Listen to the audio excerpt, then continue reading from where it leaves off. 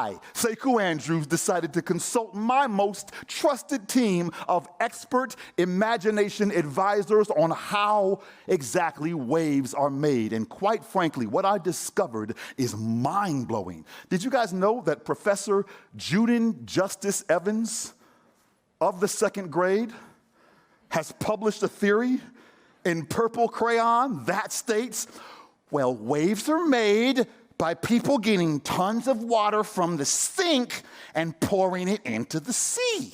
First grade, a wave is made by bottom animals in the bottom of the ocean, moving their bottoms around at the bottom. Apparently the bottom is the crux of that theory. Third grade, a big old fat dude runs to the ocean's edge and does a leaping cannonball into the water. The fact of the matter is, each of these children, from first to fifth grade, they all know some truth to the science behind waves. It's just that they, and I, for that matter, we like their version better. It's more uplifting to believe in the power of our scepter. It's more uniting to imagine us all moving together underwater. It's more inspiring to chase the end of our rainbows. This is what you can learn to do with your story, to rewrite this version of yourself lying within you and keep a bit of magic in the tale of your potential, to be unafraid, to lead boldly and think radically and put an S on the chest of your mild-mannered strategies. Your creativity holds the power to cure your own gravity, to put a little tooth fairy in your industry's cavities, to reimagine the science of this version of yourself and give convention reason to believe in something else. I mean, who better than grade school kids to help us define a version of waves that inspires us to go stir the waters of complacency? See, it's not that these kids and I don't understand how sound waves or seismic waves are made. We all learned that seismic waves are caused by movement in the Earth's subterranean plates. It's just that we like your version better. The version where you ain't afraid to change traditions, shift paradigms, and shake things up a bit. It's like y'all got the can't help it. You know what I'm saying? Like you just can't help it. You can't help but speak and suggest and nudge and push and insist and make Congress pay attention to the people you serve. You're like the little kid in the pool with the parent that you know is trying not to get their hair wet. And what do? You inch closer. Don't you do it. What? And you edge closer. I said, I see you. Don't you do it. I'm not doing nothing. And you inch closer and closer, and then splash, splash. That is you, right? You see the credit union world standing at the shoreline of innovation, trying not to get wet, and you splash, splash. You see Capitol Hill timidly sticking its toes in regulatory changes, and you splash, splash. You watch fellow leaders standing only waist high in the waters of financial services, sipping a mojito and saying, hey, legislators, there's nothing wrong with waiting. And you splash, splash. Well, then don't stop now.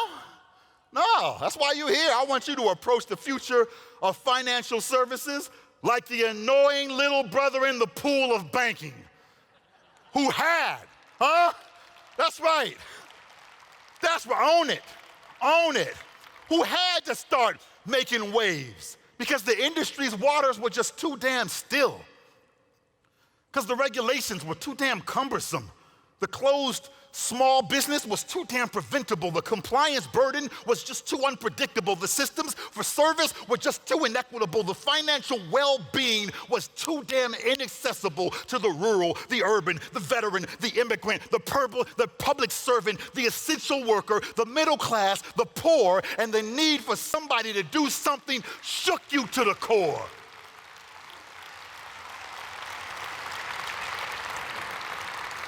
See, we all know that scientifically, light waves are created by electromagnetic radiation that's visible to the human eye. We got it. It's just that we like your version better. The visionary doesn't just see what is there. No, we see what isn't yet there. But it will be. Just give us a minute. The new path that will be paved, just give us a minute. The new trail that will be blazed, just give us a machete. The new seat at the table that will be made, just give us a hammer and get the hell out our way, because we got whole new tables to make, new titles to create, new talents to display that pave the way to work in a whole new way. We all understand it. We understand the science behind ocean waves. We do.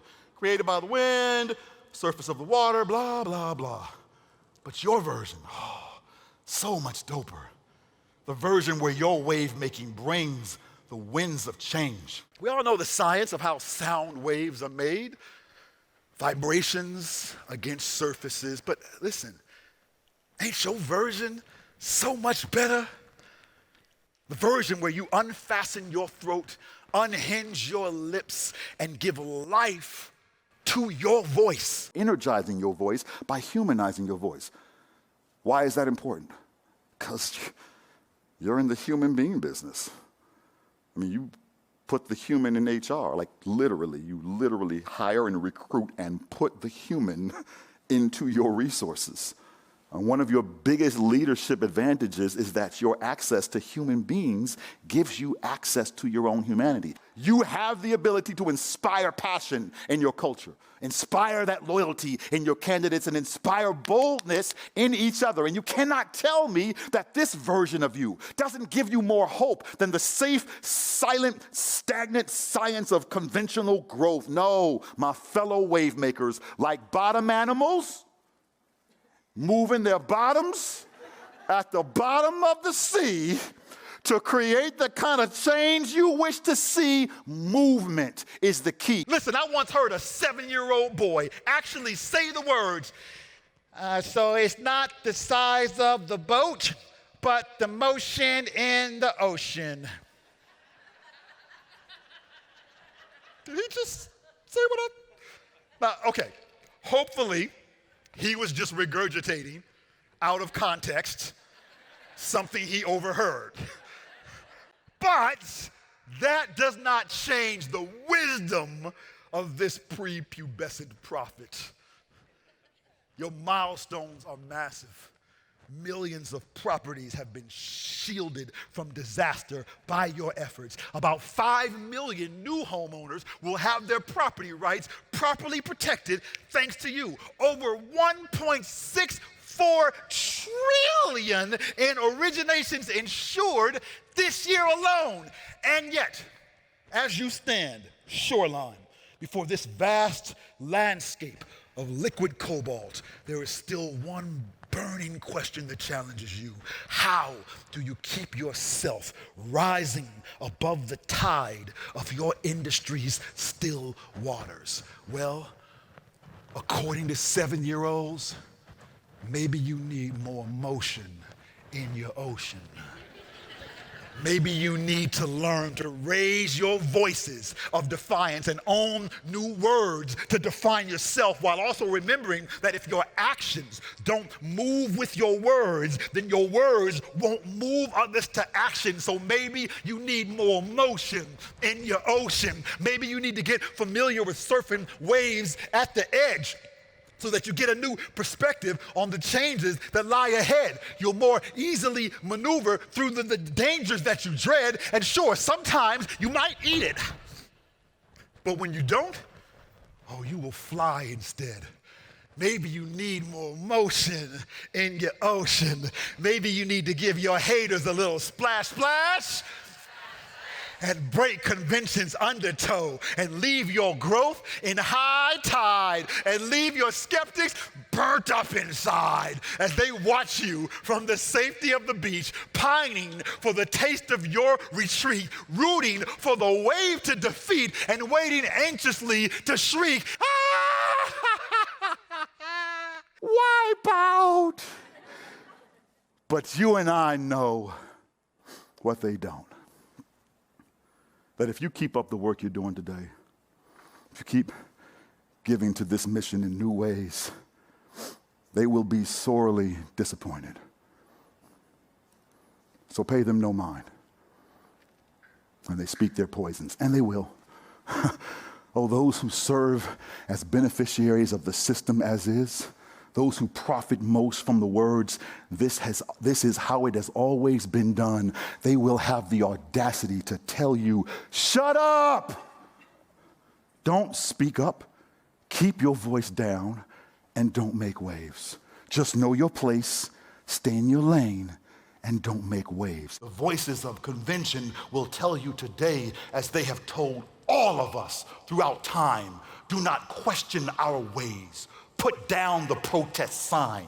You just need to stop with all this independent thought. Be realistic with your dreams. Be happy with what you've got. Just bide your time and walk the line. Just follow orders. Don't stir the waters. Don't raise your voice loud. Don't challenge what's tried and true.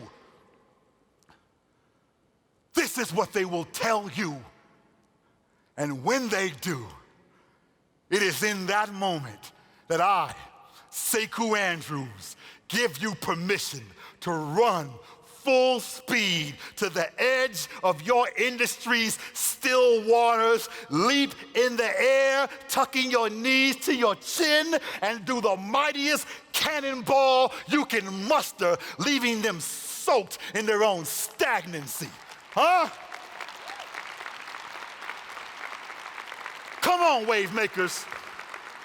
You go get tons and tons of water from the sink and pour it, filling banking stadium to the brink. Then grab your magical scepter and conduct all 60,000 fans in the stands to lift their hands row by row and stand. So if y'all are ready to show off the power of union today, then stand up right where you are and do the credit union wave. Hey, hey, hey.